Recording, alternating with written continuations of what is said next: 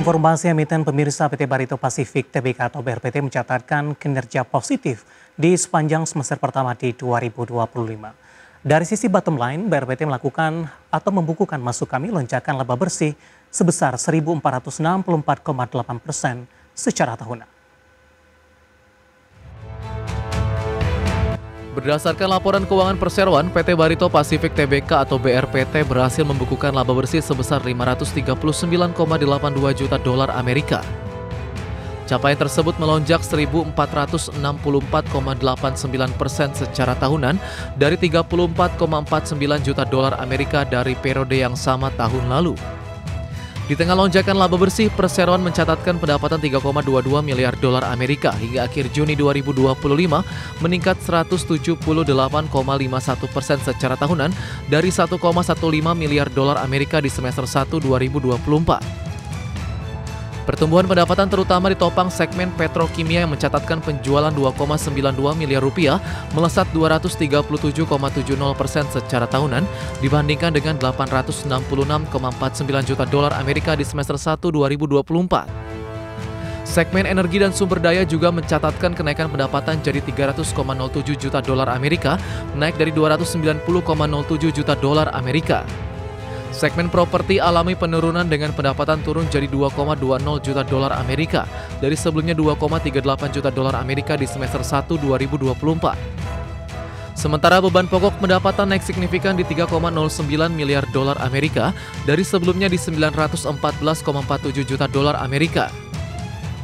Kenaikan ini membuat laba bruto menyusut 45,30% secara tahunan menjadi 133,84 juta dolar Amerika dari sebelumnya 244,73 juta dolar Amerika. Di sisi neraca, perseroan mencatatkan kenaikan total aset di 15,19 miliar rupiah, naik dari 10,53 miliar dolar Amerika per Desember 2024. Liabilitas meningkat jadi 8,98 miliar rupiah, ekuitas naik jadi 6,20 miliar dolar Amerika dari posisi Desember 2024 di 4,18 miliar dolar Amerika. Berbagai sumber IDX Channel. Dengan capaian kinerja yang sangat signifikan di semester pertama 2025, saham BRPT sangat diapresiasi oleh investor meskipun beberapa menit jelang penutupan penguatan terbatas. Namun penguatan terbatas terjadi ketika saham BRPT menembus ke level intraday tertingginya di sepanjang masa. Langsung saja kita ke grafis yang pertama, pemirsa, kita akan coba lihat pergerakan saham BRPT di sepanjang perdagangan hari ini. Ditutup di perdagangan sebelumnya di level 2.700 di 31 Juli, kemudian dibuka pada sesi pertama pada pagi tadi 2.800, kemudian melesat ke level 2.850, namun di 11.30 di posisi penutupan sesi pertama penguatan lebih ke arah terbatas di 2.750, pembukaan sesi kedua penguatan naik tipis di 2.760. Sementara posisi saat ini bergerak di level 2.690, penguatannya lebih ke arah terbatas di mana menguat di 2,28%. Kita beralih ke grafis selanjutnya, pemirsa, kita akan coba lihat pergerakan saham BRPT dalam beberapa bulan terakhir sudah mengalami kenaikan yang sangat signifikan. Di April ketika trading halt terjadi, saham BRPT tertekan ke level 600-an, pemirsa. Kemudian Mei, Juni, Juli ini mengalami penguatan yang signifikan, bahkan di perdagangan hari ini intraday menyentuh di 2.850 meskipun penguatan lebih ke arah terbatas, namun dari data RTI yang saya pegang ini dalam 5 tahun terakhir ini merupakan intraday tertinggi dan kemungkinan juga merupakan intraday tertinggi di sepanjang masa. Dari sisi valuasi atas pencapaian penguatan signifikan yang terjadi, tampaknya dari posisi PER dan PBV-nya sudah cukup mahal, pemirsa. Di mana price earning ratio-nya ada di kisaran 14,70 kali, PSR di 246 kali, PBV-nya jauh di atas 1 kali, sudah berada di 7,11 kali, sementara PCFR minus di 158,31 kali. Ya, kombinasi secara fundamental, teknikal, dan juga dari sisi valuasi, dan semoga bisa menjadi salah satu referensi bagi pemirsa IDX Channel. Ketopi pilihan pemirsa melanjutkan kenaikan impresif di sepanjang bulan Juli. Indeks harga saham gabungan naik 1,17% pada paruh pertama perdagangan di awal Agustus 2025. Sementara itu untuk potensi laju IHSG di bulan Agustus, analis menyebutkan sejumlah sentimen pasar perlu diperhatikan meliputi berlakunya tarif impor Trump, prospek ekonomi China, serta periode puncak rilis kinerja emiten periode semester 1 2025.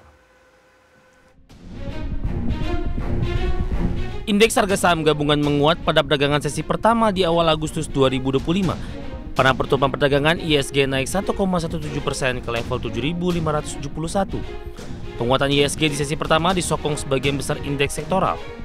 Sektor dengan penguatan terbesar yakni sektor barang baku yang melonjak 2,91%, disusul sektor infrastruktur, sektor properti dan real estate, sektor barang konsumen non-primer dan sektor teknologi yang menguat 0,88%. Adapun perjalanan pasar saham di sepanjang Juli 2025 cukup impresif. Indeks harga saham gabungan mencatatkan kenaikan tertinggi pada bulan Juli dibandingkan bulan-bulan lainnya di sepanjang tahun ini. Hal tersebut didorong oleh kembalinya investor asing ke beberapa saham yang akhirnya mendorong performa IHSG. Di sepanjang Juli 2025, IHSG telah mencatatkan kenaikan hingga 8,04%, kenaikan tertinggi dibandingkan bulan-bulan sebelumnya di 2025. Sementara itu terkait prospek IHSG di Agustus 2025, Head of Research Kiwum Sekuritas Liza Kamelia Suryanata menilai masih ada peluang rebound teknikal dalam 2 pekan terakhir Agustus. Meskipun tekanan eksternal masih ada seperti risiko perlambatan global akibat dampak tarif dan tensi geopolitik regional, IHSG relatif defensif dibandingkan bursa regional lain. Selain itu, Agustus juga menjadi puncak rilis kinerja emiten periode semester 1 2025. Liza menilai ada potensi kejutan positif dari sektor perbankan, telekomunikasi, dan tambang logam mulia. IHSG diproyeksikan akan bergerak dalam kisaran 7.240 hingga 7.500 di Agustus 2025. Di saat yang sama, investment analis Infovesta Capital Advisory, Eki Topat, menyatakan investor juga perlu memantau aliran dana asing di pasar saham. Jika ketegangan global mereda dan investor asing kembali masuk ke pasar saham Indonesia, maka hal ini bisa menjadi sentimen positif yang mendorong penguatan di IHSG. Dari berbagai sumber, Adex. Dan selanjutnya mari kita coba simak beberapa sentimen yang berkembang di sepanjang perdagangan hari ini yang diproyeksikan akan mempengaruhi pergerakan indeks harga saham gabungan. Baik dari domestik maupun internasional, dan informasinya apa saja. Mari kita simak rangkumannya berikut ini. Indeks pengeluaran pribadi warga Amerika Serikat atau PCE naik 0,3% secara bulanan di Juni 2025, kenaikan terbesar dalam 4 bulan terakhir setelah revisi naik 0,2% di Mei dan sesuai dengan ekspektasi pasar. Harga barang meningkat 0,4% lebih tinggi dibandingkan kenaikan 0,1% di Mei. Sementara harga jasa naik 0,2% sama seperti bulan sebelumnya. Indeks PCE inti yang tidak mencakup harga makanan dan energi naik 0,3%, mencatatkan kenaikan bulanan terkuat dalam 4 bulan setelah naik 0,2% di Mei dan sesuai dengan perkiraan.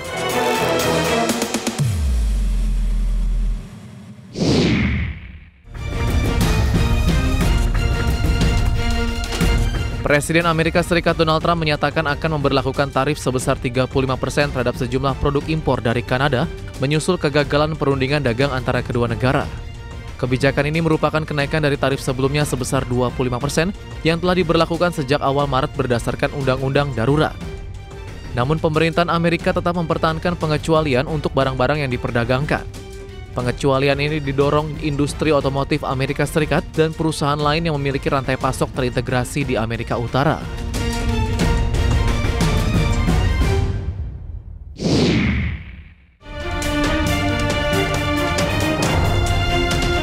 Dari dalam negeri, aktivitas sektor manufaktur Indonesia masih berada di zona kontraksi meskipun menunjukkan perbaikan dari bulan sebelumnya. Laporan S&P Global Purchasing Managers Index merilis manufaktur Indonesia tercatat di 49,2 di Juli, naik dari posisi 46,9 di Juni dan mencatat fase kontraksi selama 4 bulan beruntun. Ekonom S&P Global Market Intelligence Usamah Bati menyebutkan penurunan output dan permintaan baru masih berlanjut meski tidak sedalam bulan sebelumnya. Permintaan ekspor baru kembali melemah sementara perusahaan masih dalam mode pengetatan.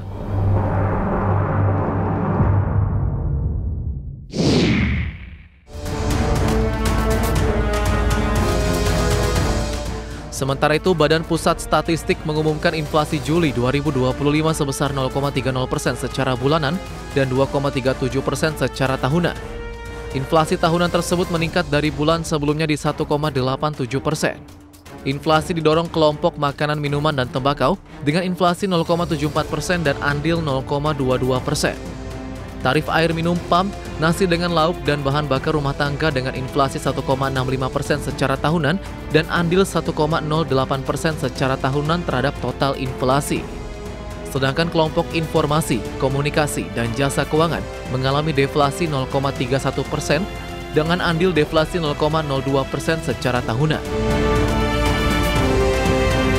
Berbagai sumber IDX Channel.